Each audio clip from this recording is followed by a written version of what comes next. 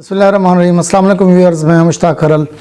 इल्म उगाई के इस सफ़र में हम चाह रहे हैं कि आपके लिए छोटी छोटी ऐसी वीडियोस तैयार करें जिसमें घर बैठे तलबात को कुछ न कुछ फ़ायदा हो सके। तो इस सिलसिले में मेरी कोशिश है कि M A English, M A Urdu, M A international relation, M S C mass communication, LLB और सोशल साइकोलॉजी के शार्ट वीडियोज़ तैयार की जा सकें।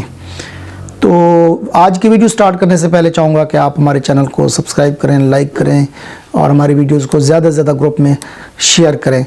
और अगर आप हमारे फेसबुक पेज को फॉलो करना चाहते हैं तो मुश्ताक खरल के नाम से आप इस पेज को फॉलो कर सकते हैं। तो आज की हमारी जो वीडियो है, हमें उर्दू के जो तनकीद का पेपर है, इसमें बाज़ तलबा ने कुछ क्वेश्चन किए हैं कि इसमें हकीकत पसंदी या हकीकत निगारी क्या है, और उसके बाद एक दो टॉपिक्स और पे हम बात कर लेंगे कि हकीकत निगारी या हकीकत पसंदी जो है, इसमें एक बात में रख लें कि जो अदब होता है बुनियादी तौर पर हम उसको कहते हैं कि ज़िंदगी का अक्स होता है। जब हम ज़िंदगी की अदब की तारीफ़ करते हैं तो अदब जो है वो मिरर टू लाइफ हम कहते हैं उसको, कि एग्जैक्टली जो ज़िंदगी की हकीकत है उनको पेश करें। लेकिन बाज़ औक़ात ये होता है कि अदीब अगर ऐन उसी सूरत में पेश करता है तो उसमें वो चाशनी, वो लुत्फ़ नहीं रहता।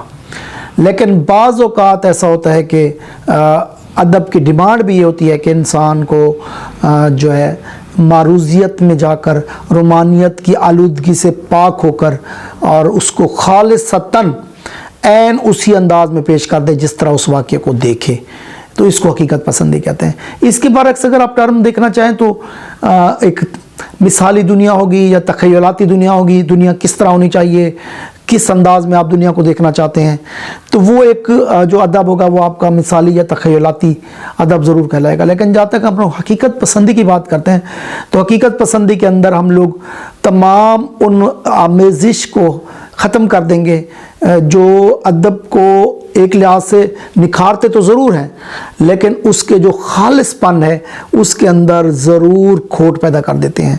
तो बाज़ औक़ात ये जिस तरह किसी ज़ेवर के बनने के लिए खोट ज़रूरी होती है, खालिस सोने के साथ ज़ेवरात नहीं बन सकते, इसी तरह हमारा बहुत सा अदब ऐसा है नहीं तख्लीक हो सकता जब तक हम उसके अंदर आमेज़िश ना करें, रुमानियत की ना करें, जमालियत की ना करें, जब तक हम उसके अंदर तख़य्युल की आमेज़िश ना करें तो वो लोग इतना ज़्यादा लुत्फ़ नहीं देता। लेकिन जब हम लोग इमरानी अदब की बात करते हैं, जब हम लोग मार्क्सी अदब की बात करते हैं, आज के समाज की बात करते हैं, ज़िंदगी की हकीकतों की बात करते हैं, तो ऐसा अदब ना तो ख़ुद बोझ बर्दाश्त कर सकता है ऐसी तमाम चीज़ों का, और दूसरा यह है कि जो ही आप हकीकत पसंदी से दूर होते हैं तो वो अदब अपनी जो असल रानाई है वो खो देता है। तो इसलिए हकीकत पसंद या हकीकत निगारी हकीकतन उस अदब को कहेंगे जिसके अंदर ना तो आइडियलिज़म हो और ना ही किसी किस्म की रोमानियत हो, ना इन शायर या अदीब की अपनी ज़ाती पसंद उसमें शामिल हो, ना उसका तासुब उसमें शामिल हो, बल्कि ऐन उस वाक़े को उसी अंदाज में पेश कर दे जिस अंदाज में उसने उसको देखा है, बग़ैर किसी मिलावट के, बग़ैर किसी उसके अंदर किसी चीज़ को शामिल किए उस अदब को ऐन उसी अंदाज में पेश कर देने को हम लोग हकीकत पसंदी कहते हैं। इसके साथ अगर हम दूसरी टर्म को भी साथ मिला लेते हैं जिसके बारे में बहुत से स्टूडेंट्स सवाल करते हैं कि अफाकियत क्या है। उर्दू अदब के अंदर अफाकियत हम इसको किस चीज़ को कहेंगे, इंग्लिश में इसको इटर्निटी कहते हैं।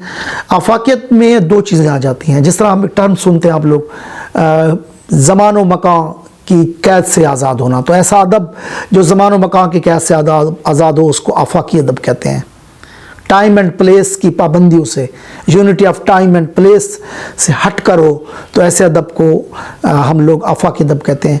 ऐसा अदब जो किसी ख़ास दौर के लिए भी ना हो और किसी ख़ास इलाके के लिए भी ना हो, वो इलाक़ाई हदबंदियों से भी हट कर हो और किसी दौर से भी हट कर हो।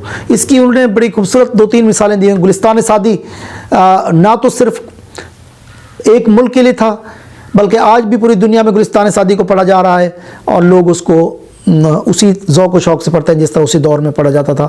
और ना सिर्फ ये उसी इलाके में पढ़ा जा रहा है जिस इलाके से ये तख्लीक हुआ, आज ईरान और ईरान से बाहर पूरी दुनिया गुलिस्तान सादी को पढ़ रही है। और इसी तरह शेक्सपियर کے جتنے ڈرامے ہیں پوری دنیا میں وہ آفاقی حیثیت حاصل کر چکے ہیں. وہ نہ اس دور کے لیے تھے اور نہ ہی اس علاقے کے لیے تھے. آج ہم بھی ان کو پڑھ رہے ہیں. آج 500 سال گزر چکے ہیں. 500 سال گزرنے کے باوجود بھی ان کی مقبولیت میں کوئی کمی نہیں آئی. تو ایسا ادب جو دیر پا ہو اور علاقائی حد بندیوں کو کراس کر کے پوری دنیا میں عالمگیریت حاصل کر لے، تو عالمگیریت اور آفاقیت حاصل کرنے والے علم کو ہم لوگ عموماً آفاقی یا آفاقی اٹرنل ادب کہیں گے. تو ہماری یہ جو ٹرم تھی آفاقیت، امید ہے آپ کو سمجھ آ گئی ہوگی. تو ہماری آج کی یہ 2 ٹرمز تھی. امید ہے آپ کو لیکچر پسند آئے گا. کوشش کریں کہ اس ویڈیو کو زیادہ سے زیادہ شیئر کریں، دوستوں کو انوائٹ کریں. اپنا اور دوستوں کا بہت خیال رکھیے. والسلام.